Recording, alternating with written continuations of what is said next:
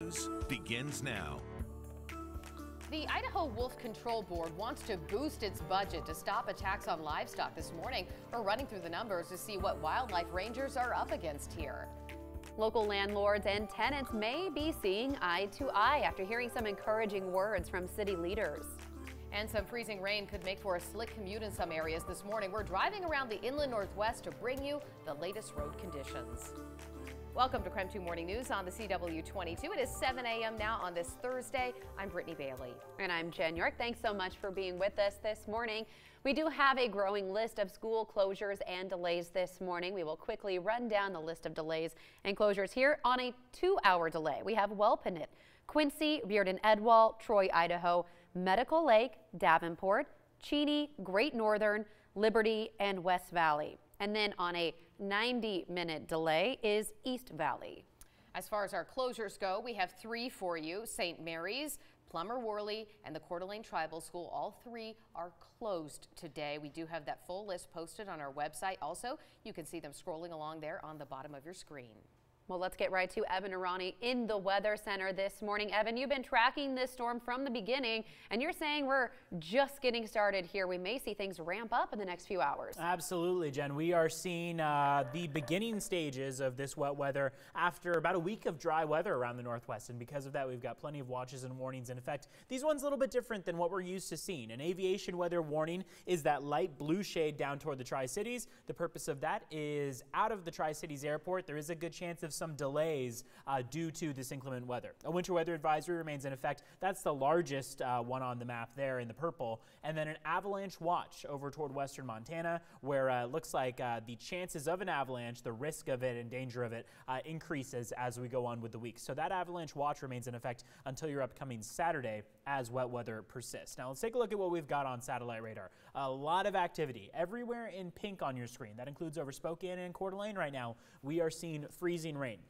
This is especially dangerous for that commute because that makes for some very slippery conditions outside. It is a lot more slippery than just the rain that we're seeing down south of I-90. All that green on your screen is rain. And then everywhere else, you see those shades of white and gray. That's all snow. So as far as snow accumulations go, we're looking at 1 to 3 inches possible. No snow in Spokane right now or Coeur d'Alene, but as the day goes on, I wouldn't rule out a chance of a dusting of it as the day progresses. Current temperatures, the reason why we see such a differentiation in precipitation type is because of how warm or cold these temperatures are. We've got 30 degrees in Mazama, 30 in Wenatchee, 41 though down in Pomeroy. As the day goes on, chances of showers continue and don't let up by much. In fact, they increase in likelihood. Not only does it happen over the next 12 hours, but really through the next about 72 hours, we're going to continue to see low pressure linger overhead, causing all of this wet weather. So of course, because of this, we want to get a check of driving conditions outside with KREM 2's Kira Alfallen.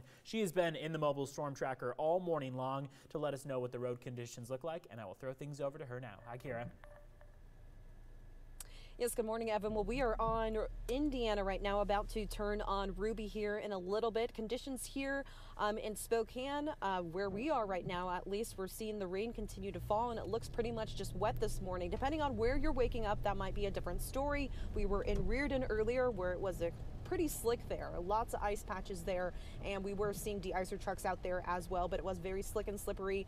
Same went for Medical Lake, and both of those areas on 2-hour delays right now. Now we're back here in Spokane, heading north, where we're seeing basically just wet conditions this morning as the rain continues to fall. It really does depend on where you are in the region. You could be seeing some areas of ice, but here right now things are looking pretty good so far, but it is cold right now, and with that rain continuing to fall, who knows, things could be changing out here. So we're going to head up north and see what it looks like up there. For now, I will go ahead and send it over to you in the studio.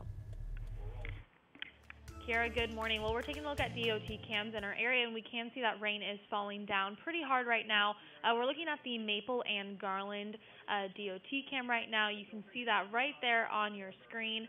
We're also seeing a slight slowdown on the westbound lanes of I-90 right now, and that's going to be centered around the Sprague Avenue exit right now. You can see those slick road conditions on the cameras. So if you are driving through the Sprague Avenue area on the westbound lanes, you are going to run into reduced speeds of around 40 miles per hour, so definitely something to keep in mind. Brittany, Jen? Amber, thank you. 7:05 on the dot now. A suspected DUI traffic stop in Spokane ended with the discovery of 3 missing children. This all started late Tuesday near Market and Wellesley. Police say they spotted a car driving recklessly. Officers stopped the driver on Cook Street, and they say the 37-year-old immediately got out of his vehicle and approached officers. From there, they say the situation turned violent. Officers tased the suspect, but say he kept fighting, trying to bite one officer and grab his gun. When officers finally took him into custody, they found his 3 children in the vehicle. All were younger than 13. They had been reported missing by their mother in Bremerton earlier in the day.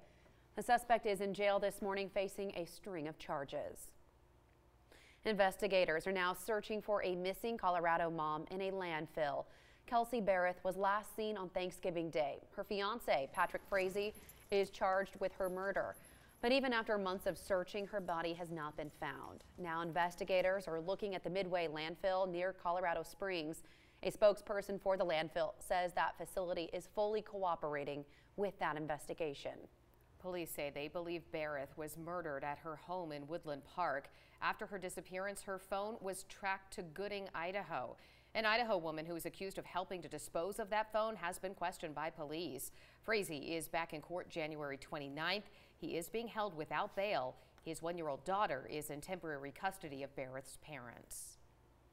The suspect accused of stabbing 9 people at a Boise apartment complex has been found incompetent to stand trial. This all comes after several days of closed hearings. The judge ordered 30-year-old Timmy Kinner to be committed for 90 days. He will be at the Idaho Department of Corrections mental health facility. After the 90 days, a report will be sent to the judge with notes on his progress. The judge will then determine if he is competent to stand trial or if he will need more treatment at the facility. Kinner was scheduled to go to trial in January of next year, but that may change depending on the judge's ruling. He is charged in the death of a 3-year-old girl along with 12 other felonies. Prosecutors say they intend to seek the death penalty.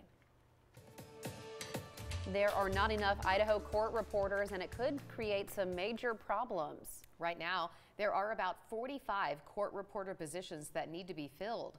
Administrators say some courts across the state are having a hard time filling those positions, so the courts are asking for $340,000 to boost salaries.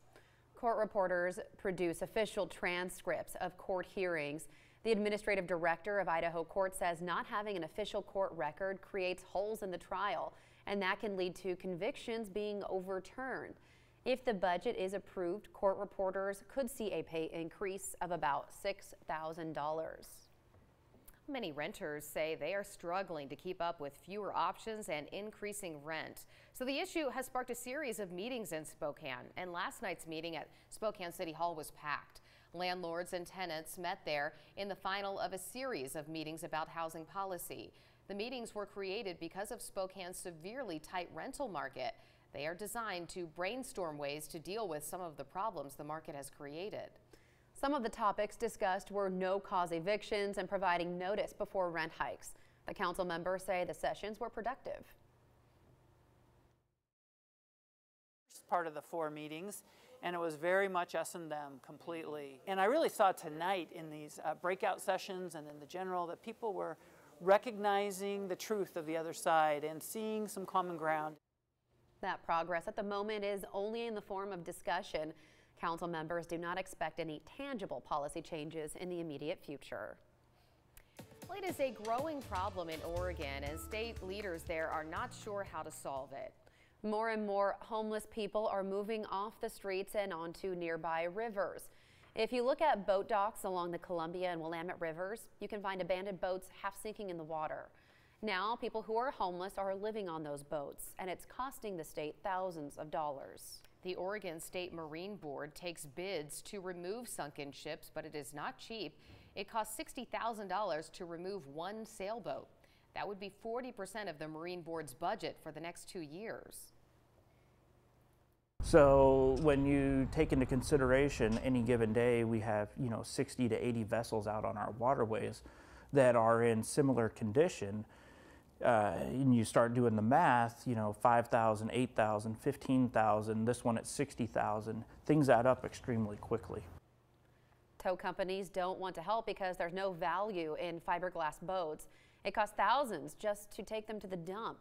Since 2016, only 5 boats have been seized by the state. Well, Governor Brad Little requested a $200,000 budget for the Idaho Department of Fish and Game. The money would go to the state wolf control board and allow the state agency to kill wolves that attack livestock. Between July 1st and September 30th of last year, Wildlife Services confirmed 109 livestock killings. At last check, there were 90 wolf packs in Idaho. This means there could be upward of 800 wolves in the state. Lawmakers will decide on that budget request in the coming weeks. Well, take a look at this. It's something you don't see every day. A Washington State Energy Company employee stumbled upon this site. Wow, it is a huge herd of elk in Ellensburg. Wildlife experts say they are starting their yearly migration. And this video is now making the rounds online. People saying they are shocked at how many elk there are. You can't even count how many are in that video. It just kept going and going. Oh my goodness. I saw that online. I had no idea it was from Washington until it later came out that, oh, it's from the Ellensburg area. I thought, oh, right there, not far away. Yeah. All right, 7-Eleven now on this Thursday. Well, different parts of the country are feeling the effects of Mother Nature, but it is not too late to bundle up out there. Today, Deal Boss Matt Granite will show us a winter set that will not break the bank. And all morning long, we are tracking winter conditions on the road. Find out everything you need to know before headed out the door after the break. There is no balance living like this, loving